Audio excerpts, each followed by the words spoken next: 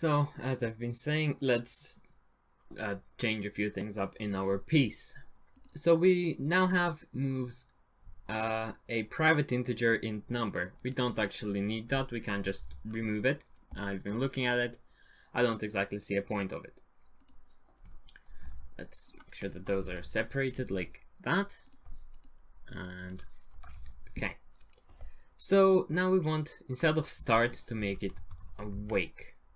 I've seen that this works slightly better. So inside of awake, we want to do a few other things. So set square of piece is fine. Moves made equals 0 is fine. The canvas equals game object.find object of time game manager is also fine. However, because of the way we're going to be doing this, we want to make sure that valid moves is assigned inside of here. Actually, we don't need to do that, do we? Never mind. Because we've already got it up here and we're not using a constructor. If we were to use a constructor, we would need to do that. But because we aren't using a constructor, we don't need to do that. I did run into problems when I was trying things out, and that's why I have that. But that should be fine. Then we want to also call set piece of coordinates inside of this though. There we go. So the square of the piece dot set piece coordinates. We want to call that. And we also want to edit that part. However, before we move on to the square, let's finish off in our piece. And as you saw, the initialize method, we want to add that. It's not a special name. However, if you say initialize, it should be something to do with the when the object is started. At least from what I've noticed. And this isn't probably that good of a name to give this method specifically, because it's not doing the exact things an initializer should be, but I'm still going to keep it.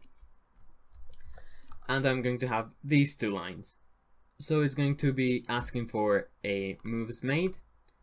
So it's going to be asking for is white, so that once we create the new piece, for example when the pawn gets promoted, when we create the queen, it knows whether it's white or black. And also we have how many moves it's made. I'm actually going to reorder these because I'm confusing myself. There we go. And we also want to know how many moves it's made if we want to have that. I'm setting the default value to 1 because if you remember with the pawns, when we're doing castling, if we want to castle, we don't check whether it's of the same color. So we only check whether the other conditions are correct. So if we want that to be correct, then we are going to have to make this greater than 0. And that shouldn't affect any other gameplay that I can think of. Because a queen, a rook, a bishop and a knight don't exactly have a need to know how many moves they've made. So I'm going to keep it at a default of 1. If we want to change it though, we can. So there's that. So now we have that method, and we don't have any real errors now. We do have logic errors though, which we're going to fix in our square. So here we want to shuffle around a few things and where they're done. For example, I want to change this line instead of having it in here. I want to actually move it to our set piece coordinates. So we're going to move that to there. Then I also want to add another line to our set piece coordinates so that the piece knows which is its square. Later on, when we're going to be cleaning up our program a bit, I think that I'm going to completely remove the ability for the piece to know its own coordinates, because if it knows which square it's on, it does know which coordinates it has, so I'm going to be accessing it that way, but for now, I am still going to have it this way. And I think that should be fine now. So let's quickly test it out. Let's see if we are getting any errors at all. That doesn't matter, because we can fix that after we restart our scripts, our programming. Let's see what happens if we try to promote a pawn. both black or white. That's quite odd. Black's turn. Okay, something is wrong with the other part of my scripts.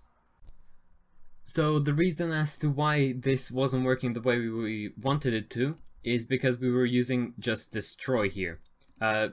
This wasn't in a comment before, so we only had that before. We didn't have this part.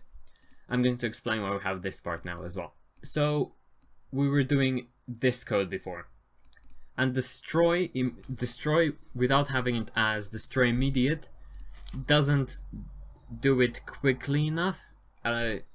Just search up destroy versus destroy immediate in C# and you will see. So we want to do either destroy immediate, which is going to make it work. It's going to be a quick fix. Or what we can do is the following. So this, I don't have to explain it. It's self-explanatory as to what it does. I'm just hiding the piece. I'm not actually getting rid of it. And this is going to be more useful because later on we want to add the undo button, as you remember me mentioning, and actually adding it into our interface. So this is going to be an easier way of dealing with that. We can just leave it like this, which is why I've commented this out, obviously. So now if we try our game, let's see what happens. Hopefully good things this time. I'm not taking the pawn there because I want to test both sides out. And okay, we get an error and an error. So this is actually an easy fix. I just forgot to go into the game manager and assign the color display controller. Once we do that, I also slightly changed the code up because, well, you're supposed to have it this way and not the other way. So if you remember, beforehand we had, where is it? We had last piece moved after normal piece movement, and that doesn't make sense because, well, last piece normal piece movement removes current piece selection. So to fix that, we want to put it in front of it, and then inside of when we call switch pawn panel, we want to call it with last piece moved and then its square of piece, and then we want to do a similar thing for our black piece change. Of course, call it black there, and everything else should be the same. Oops, I did not mean to do that. There we go. Let's say I can actually delete the correct lines.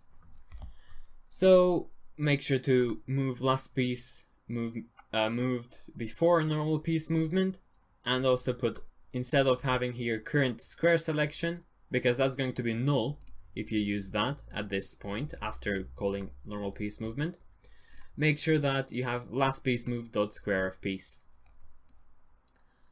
So now if we play the game, after also changing up for the game manager to know what the switch pawn controller is,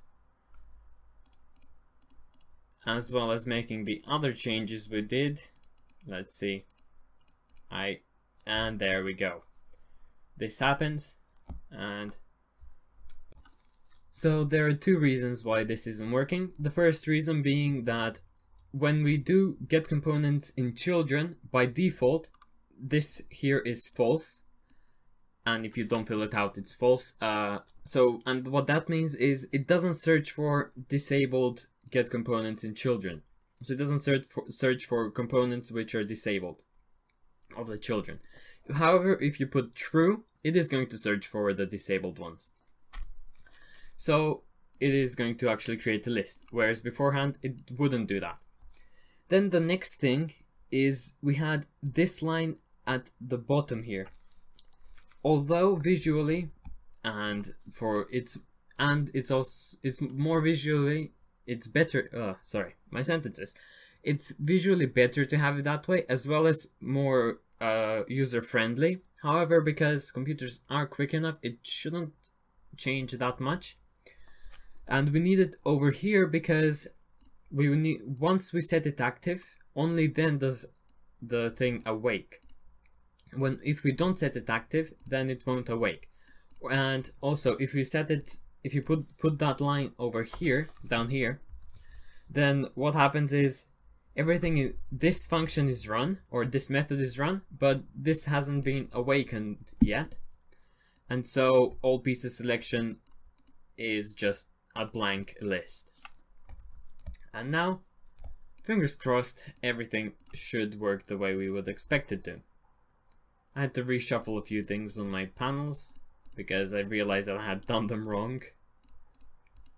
Now, queen, bishop.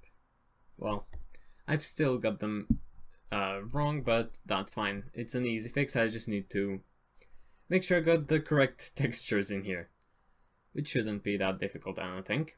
And yeah, as you can see, the swapping of pieces does work. I'm just going to make sure that this is set up correctly. So the piece textures and everything else, as well as the clicking. So that's going to be it for today's lesson. If you enjoyed it, then please give me a like, share and subscribe. I know that this video is a day late, but that's because I was trying to figure out how to get things to work. Because I only found out about the strike on a component yesterday, and I didn't know that you could destroy a component like that, which made things much easier to do. So until next time, once again, thank you so much for watching and goodbye.